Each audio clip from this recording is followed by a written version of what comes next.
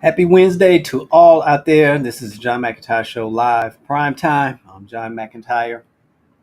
Today is Wednesday, September the 18th, 2024, or should I say Wednesday.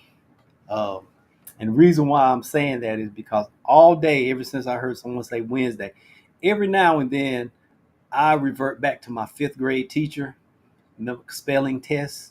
They walked around, said the word out loud, and you spelled it. I remember our fifth grade teacher, she didn't say Wednesday. She said Wednesday. Wednesday. And still 90% of the class got it wrong. I got it right because I learned that on that particular day, I'm a visual speller. I'm very visual, and I'm even a visual speller. Words don't look right to me. I'll keep going until they sort of look right, and that's usually the way I get things right. But then again, sometimes that has a big high margin for error itself. But today is Wednesday, and or we can call it Hump Day. So you know the routine here.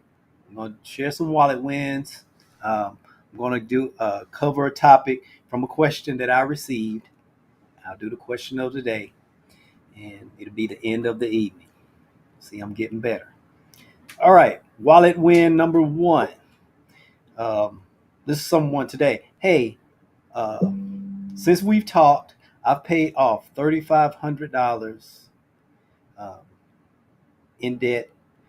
It has been tough, but worth it. It is a day-to-day process. So yes, that is right. Been doing an excellent job, saving it off, and just moving one day at a time.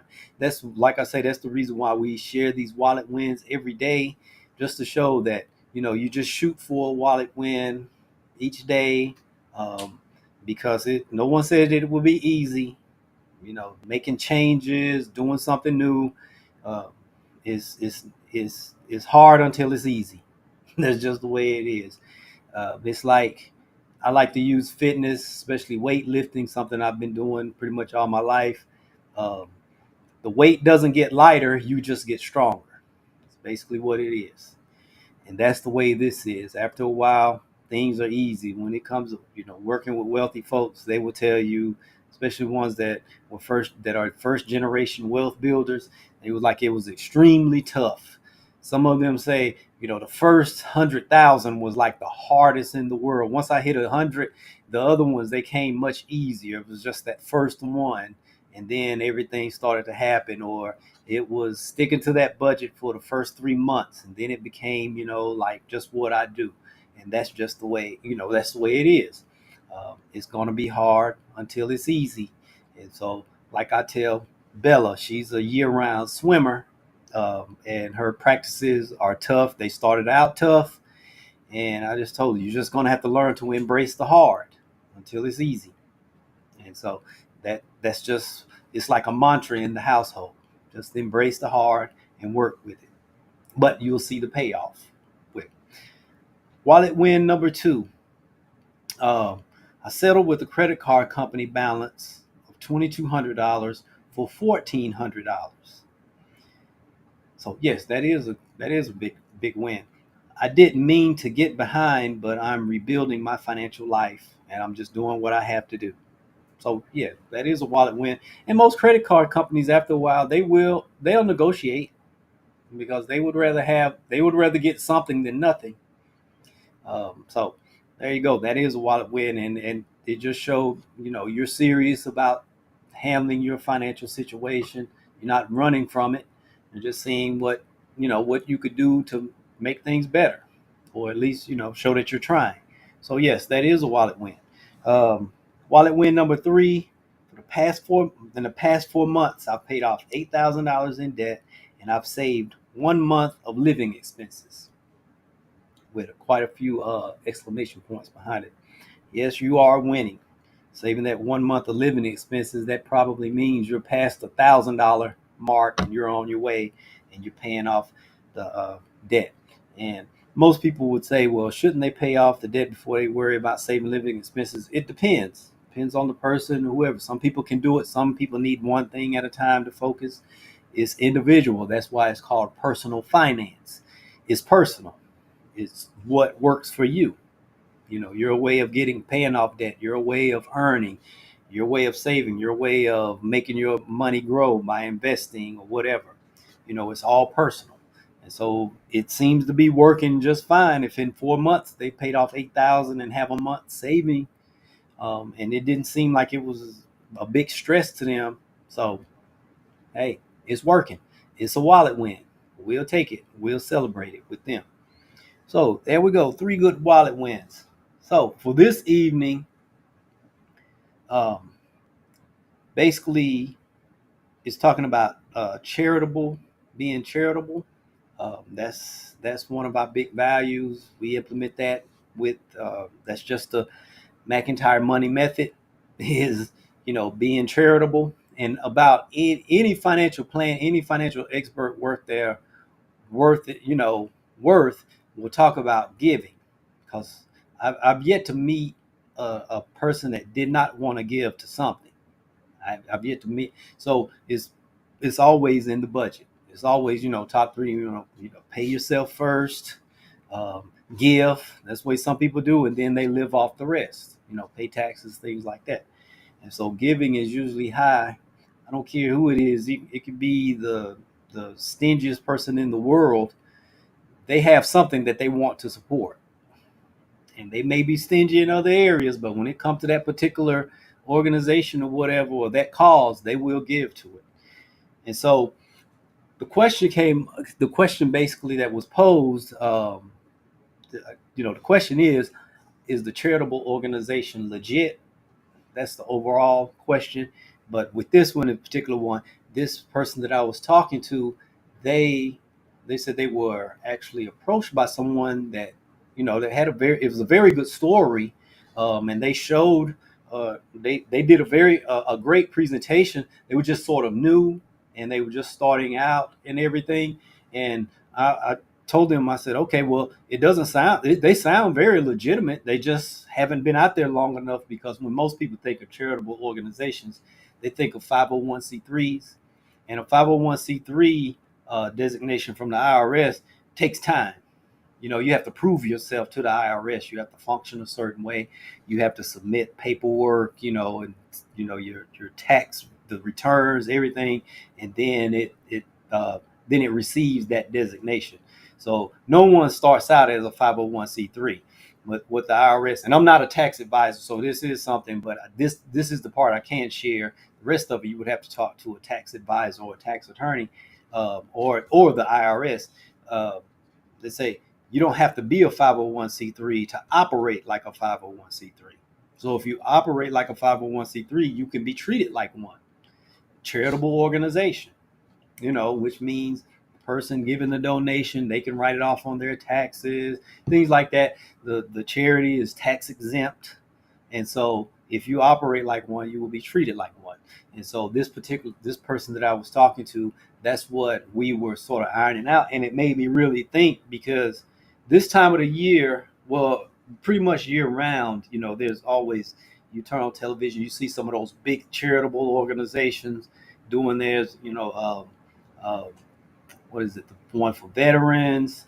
Uh, what was that? The one from Danny Thomas that he started a long time ago. St. Jude's. Those are the big ones. They've been around for a long time. They've proved themselves. Shriners. They're proven, and they're huge, and they're doing a lot of good. You know, uh, I always say, people, if they're looking just to get started, it wouldn't hurt to donate to one of those, because they're doing so much good. Or your church. If you go to church, which that's where we start.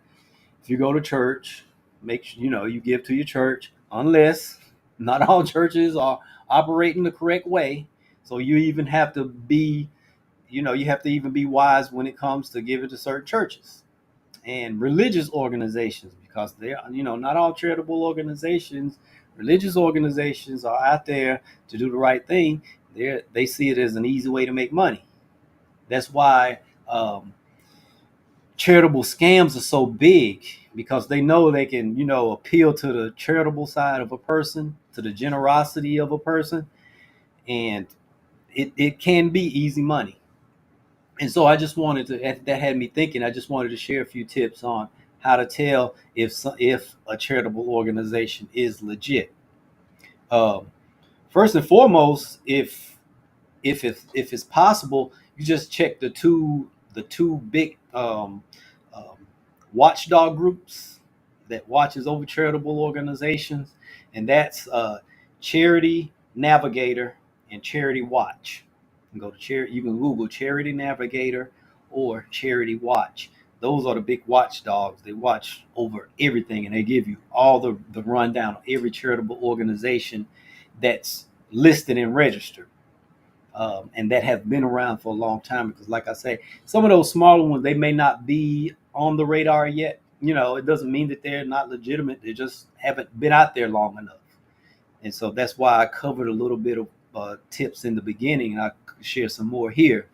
Um, First question you would want to ask is, what do they do? Because every charitable organization should have a focus.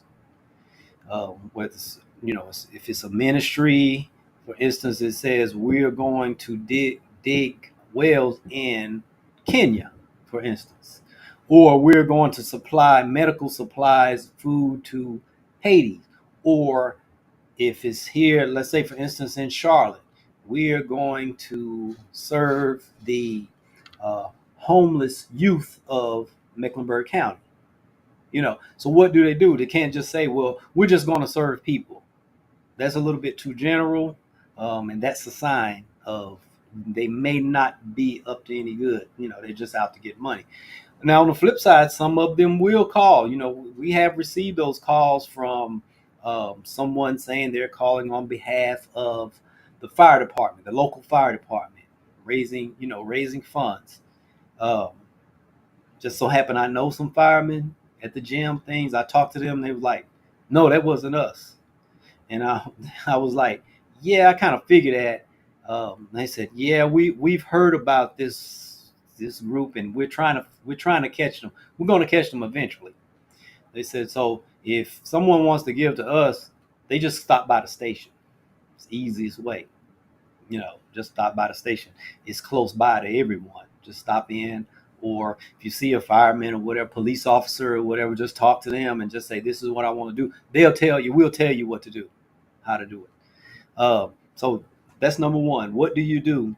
Um, is it Are they reaching their goals? Are they actually reaching their goals? Are they doing what they're saying that they're doing? Excuse me. They should be able to show you what I call quantification, proof. Proof. This is what we are aiming to do, and this is what we're doing. Okay, if you started out, you're small, and you wanted to help the homeless children of Mecklenburg County. Okay, show me how many homeless children you've helped. It's just that simple. What have you done? It should be that easy to be able to just show proof. So number three, what is your financial situation? You should be managing your money correctly. Uh, the biggest expense on your balance sheet should not be salary. You know, you're taking in 1,000, you've paid yourself $800. You're not a charitable organization. And you're eventually going to be shut down because you're going to have, the larger you get. Not saying that you want to get caught right off the bat, but the larger you get, the more money come your way, the more money you start to use personally, you will end up on someone's radar, and you will, end up in trouble. I've seen it time and time again. I've heard some serious horror stories. I mean, some of these organizations have done some great things, and it was just too much money, and the leaders, they just could not handle that much money passing through their hands, and the cars started getting bigger, the houses started getting larger, and the less people were being served, and so it ended up in some, making the news, things like that. It's going to happen. So you want to know the financial situation. How is it well managed? If it should be more than one person. It might be just two or three people. But if they're doing what they said they were going to do, and they're managing it for growth, and they're growing, and they're serving and doing what they say they're going to do, then fine. They should be in the beginning. They should be very transparent, as transparent as possible. Whatever you ask, they should give it to you. If you ask to see, I want to see, the balance sheets or whatever, they should show it. I mean, they're small enough to do that type of stuff. And the larger ones, they do it anyway. They send out the annual reports. They don't have anything to hide. Some of them was forced into it. Congress did a big reorg a few years ago, and not Congress did a reorganization of the IRS. The IRS did the reorganization, so where a large portion of their manpower is aimed at charitable organizations and making sure that they're doing what they're doing. A lot of charitable organizations aren't so charitable anymore. They lost their 501c3 status, or they just gave it up because they were close to being caught. And so they just went ahead and just gave it up and just chalked it up as not exactly a loss. They just some reorg, and they became more transparent, and it actually caused them to grow even more, because they were hiding anything. They just wasn't reporting it, but now they report everything. You get these big 20-page annual reports from them, every penny, all the way down to the final penny, how everything is being handled, who's being helped, how many has been helped, whatever, and they're showing it. So that should be something that you should receive that like easily. They should sort of like have that on hand, as part of their presentation. Um, Finally, well, do they have, that's part of the reputation. And finally, just in your heart, do you trust them? Have they shown you enough and told you the story, shared everything that you've asked for? Now it's just up to you to use your wisdom. Do you just trust them? Um, and that's where really the rubber meets the road, because if they're not creating trust out in the marketplace with the generous people, they're not going to last anyway. So that's the final question. Okay, they show me this, they show me that. Do I really trust them? If you say yes, then there you go. If they've given all the paper, given all of the information that you would need, for instance, for tax purposes, if you've written it off on your taxes, you've received your tax write off. At least you did get that. If something happened, you didn't trust them. At least you did get your your write off and things like that for your finances. And now you just say, okay, well, I just will not donate to them anymore. you know, but you really didn't lose. I mean, you sort of lost, but at the same time, you didn't lose. So that's just one of those things you just ask at the end: do I trust them? And if you say yes, I do trust them, and you may not start out with like a huge sum of money. You may just start out and say, well, I do support these other groups, but I will make a donation, and you know, as we move forward, we'll increase. That's what we've done with certain ones, and the ones that proved that they didn't do weren't so, above board. They didn't receive we didn't answer the phone.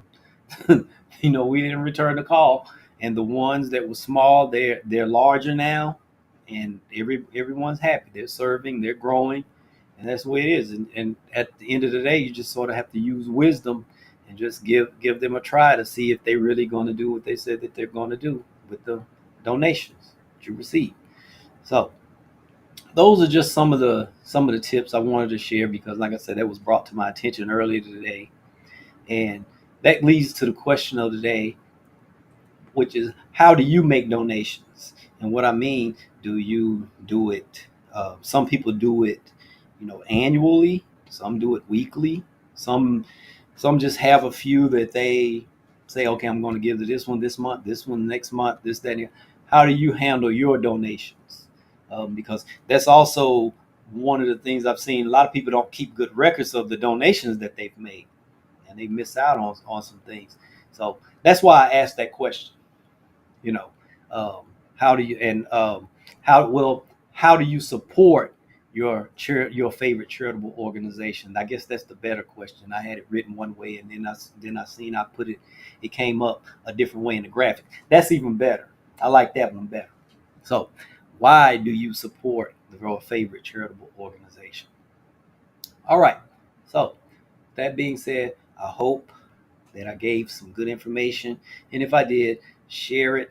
Don't forget to hit the like button, subscribe, share the channel, tell others about it. Send in your wallet wins, your questions, your comments, your suggestions.